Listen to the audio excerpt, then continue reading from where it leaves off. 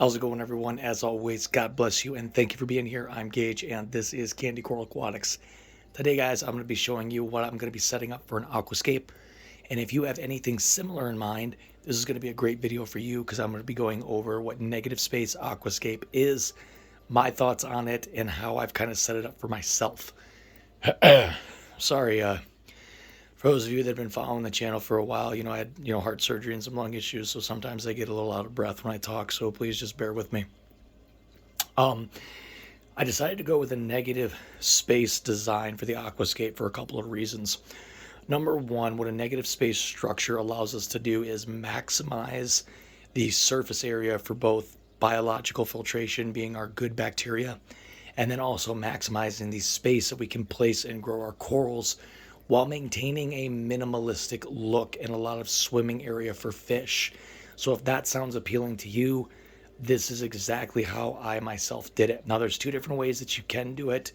I went with the first option, which is buying a kit and assembling it yourself. And then the second option is actually the option that I started with, but switched back to the kit, which is you can go out and start purchasing either dry rock. I'd probably recommend dry rock for this, and smashing it up with a hammer, a chisel, a mallet, whatever, and then gluing those pieces together, trying to find yourself a really nice flat piece that you either make yourself or that you buy that's kind of pre-sanded flat for your base piece, and then using a lot of that rock rubble that you've created yourself out of smashing up that dry rock, gluing it together using certain types of reef safe adhesives or cements to build a structure.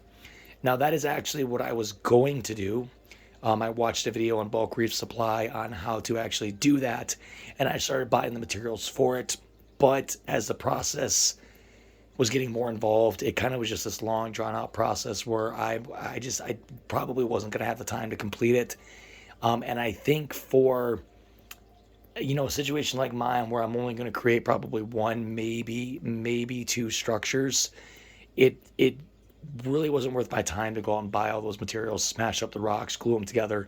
So I actually just ended up buying a kit which I think in my circumstance, and if you're in a similar situation where you're only looking to set up one, maybe two structures, might actually be not only a more convenient method, but a cheaper method. So let me explain. The kit that I purchased was, I believe it was $200 or $220. It came with the flat piece base right here. It's already like sanded flat. It's made this way. The other thing that I like is the rock is already like man-made, purpley pink kind of coralline fake looking algae all over it, like that reef ready, like arc reef kind of rock you can buy that's already pre-dyed. So we're not going to be starting off with that kind of ugly white rock. Now, I have no problems with dry rock. I've cycled tanks with white dry rock, and they do age. It just takes time. But if you go this method, you're already starting off with what looks like aged, mature rock.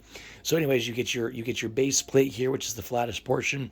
Then running through all of these rocks that I've placed in here is, I believe it's either an acrylic or a fiberglass rod. It's a solid round, very very strong rod, and all these rocks are pre-drilled. For instance, this top one here, you can actually see a hole right here. I believe there's another hole there, and then there's a hole where I actually decided to put the stake through. So these come pre-drilled for you. So now you actually don't have to buy any bits or power equipment if you're lacking it, and take the time to actually drill it and not worry about splitting the rock. So all of these have holes pre-drilled in them, multiple holes, at least I'd say probably 3 holes per piece of rock at minimum. That way you have lots of different ways that you can put it in. And then from there, you just let your imagination grow wild. So I think it took me approximately 20 minutes to get the setup that I actually think is going to work well for my tank. So it was a lot of, okay, this here, pull it off. I don't like that. Stack these two. Okay, that looks good. And then you go and place that third rock, and you're like, nope, I don't like any of it. So it's just a process of constantly tearing it down and altering it till you get something that you like. So let's get a little bit closer, and I'll kind of explain to you guys why I did it this way. So looking straight down at the top here, I think this is going to look better, excuse me, when I put it into the tank. But we have this whole archway here to grow our corals. We're going to be growing mainly, excuse me, sorry, my vocal cords give me trouble still, so sometimes my voice goes out. We're going to be growing mainly acroporas and zoanthids on this. And then by doing this negative space minimalistic design, I'm going to be able to have plenty of room in the sand bed to create euphyllia gardens, and some other stuff that I'm actually going to keep a secret till later on. So from the top down, it doesn't look like, too much, but when we get a little closer here, okay, now you can see this is really starting to take shape. So we have plenty of open light spots to grow our acroporas on, okay? And zoanthids, they'll thrive in both, high, moderate, or even some of them in some lower light conditions. So I think the sections that are going to be shaded through here, in time, something will end up working its way that way. And I do believe once we get this in the tank underneath some LEDs, a lot of this should hopefully kind of fill in with light and it won't be so shaded. The hardest part about this is actually creating a structure, number one, that's appealing, but equally as difficult, creating a structure where you're getting the least amount of shading possible, right? So for that negative space, minimalistic design, we are optimizing our surface area without taking up a bunch of space in the tank. So we still have plenty of spots for all this coral to grow and to thrive, but we're maintaining that minimalistic approach, that negative space. And where that negative space is coming in is all these open sections, okay, under here where fish can hide, they can swim through, they can swim around.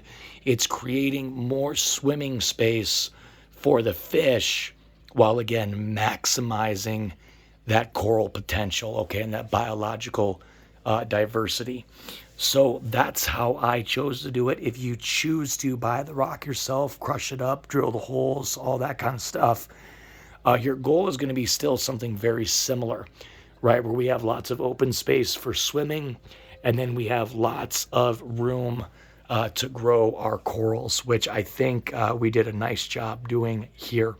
So that is going to be going in the 60-gallon cube. The 60-gallon cube right now is up and running again.